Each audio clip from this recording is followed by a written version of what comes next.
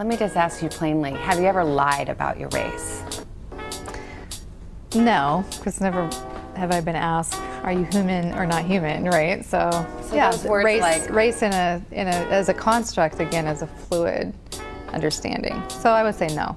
You know when someone asks you, are you black? Are you African American? You know exactly what they're asking you. And for you to say yes, is that an honest answer? When somebody asks, are you black, which I actually don't get asked very often, until recently, since a few days ago, then I say, yeah, I do, I am black. Nothing about being white describes who I am. So what's the word for it? The closest thing that I can come to is if you're black or white, I'm black. I'm more black than I am white. This story is strange. It just doesn't seem to make sense. You've provided us a birth certificate of Rachel's. You've given us family photos of Rachel. Why is your daughter then pretending to be black? We can't answer that question for her. She has not explained to us why she is doing what she's doing and being dishonest and deceptive with her identity. Look who popped up again. Let's just say friend of show, OnlyFans star, Rachel Dolezal. And Rachel Dolezal seems to be banned on Twitter. I don't know if this is her real account or not, but the bio in this account for Rachel Dolezal says, the new account for Rachel Dolezal, since Twitter refuses to restore my access to my verified account since May 2020. OnlyFans star and the infamous one, Rachel Dolezal is back in the news. What's she up to now? Today, Arizona resident governor Katie Hobbs signed the Crown Act. Oh, good. There's an executive order in Arizona right now. I know they're having a lot of different state issues going on. One of the biggest issues being the border and potential corruptions from the gangs that run things down there in our whole country in a way that the SIA group allows to run our country. There's a lot going on. So what's the executive order? What's the big thing? One of the first things that resident Katie Hobbs is doing in Arizona? She's signing the Crown Act. Great job, Arizona. Everyone who has fought to get this passed. CROWN stands for Creating a Respectful and Open World for Natural Hair. Curls, twists, braids, and locks. These natural hairstyles are popular in the black community, but many workplaces and schools have policies that discourage them. But there's a growing movement to hopefully change that. Leftism is a effing disease. It's a mental illness. The world, the country is going wildfire right now. You've got Ron DeSantis, the speech where he talked about Pappy Don, it was actually a good speech about CBDC. Are you interested in giving these economic central planners more power over our economy, more power over your daily life and your economic activity? And I answer that question, HE double hockey sticks. No, we cannot have that happen. So Ron DeSantis has his pulse on what the big things are going on in this world. What do they do in Arizona? Why did they have to fortify it against Kari Lake? So you could have Katie Hobbs get in office and do an executive order about hair. Have you changed your physical appearance? Yeah, well, definitely. I've experimented with my hair since living in Mississippi, really, and doing hair on the porch, braiding. Have you? This is not the Babylon Bee. This really happened. She signed an executive order. What's the executive order about?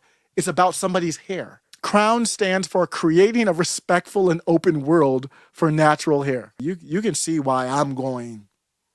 And this whole thing here is being pushed by politically black women. I have had enough of you all. If you think that I'm going to stand by while you're doing some dumbass executive, not just Katie Hobbs doing it, you're celebrating it as if it's some type of accomplishment. Respecting natural hair. I don't care if you're bald. Jada, I love you. G.I. Jane 2, can't wait to see it. All right? Oh, wow. I don't care if you get a perm. I don't care if you let the naps flow. It doesn't matter to me. And there is no executive order that makes you look cute. It's just not, you can't do that. Either somebody likes it or they don't. They're doing executive orders about people's hair. And who's there to celebrate it? Who's there to celebrate the executive order for these politically black women? None other than the famous political black woman, Rachel Dolezal. That is so awesome. There's nothing better. I mean, it's the same thing that we see with biological men saying we, as our struggle for women and equality, equity for women. We can create a world where everyone is able to live in public space. Wait, aren't you a biological man? Why are you using the word we? Look at her. Look at her cheesing. Rachel Dolezal is so good. She was able to pull off blackface without the blackface. She is, I added Uncle Hotep. Cannon, get that back to Unc. Get it back to Hotep Jesus. She needs a Grifty's Lifetime Award. Eliza Blue hosted, she presented an award at the Grifties, I think the first one, if I'm not mistaken. Okay, right. Yeah. She might win one this time. I mean, she's on the list now. She's still doing it. We know she's not. She tricked me at first. I didn't know what she was. I seen lighter people than her be black. So she got me. She's a white blonde woman. And she's still cosplaying as a black woman. Okay. I was wondering if your dad really is an African-American man. That's a very, I mean, I don't know what you're implying. Are you African-American? I don't understand the question of, I did tell you that, yes, that's my dad. And he was unable to come in January. Are your parents? Oh. Okay, so let's just... And look who's celebrating with her. These politically black women. There's no group, and these, I'm going to talk about self-identification. I'm not even calling you politically black. If you identify, I'm not even not making any assumptions. If you are in this group and you identify with this group, you have some of the worst political takes that we have ever seen in our country. You have participated in some of the biggest buffoonery that we have ever seen in America. And part of it is you've got a white blonde. Her hair might not be blonde, but it's not brown really either. She's not a brunette. I don't know what she is, but I'll show you a little child picture. You've probably seen it already, but you've got her. This is not her natural hair. She's in costume right now, along with these politically black women cheesing with her over the Hair Act. That's why Babylon Bee should just go out of business. You can't make anything up worse than this. What are you going to do? This is real life. Somebody said, still LARPing as a black woman, I see. I had an interaction with friend of the show, Let's Be Frank. And Let's Be Frank was talking about it. And he mentioned Sean King. And I was like, it's too bad they didn't get together. They would have had some beautiful black babies. Her babies probably would have been darker than Steph Curry.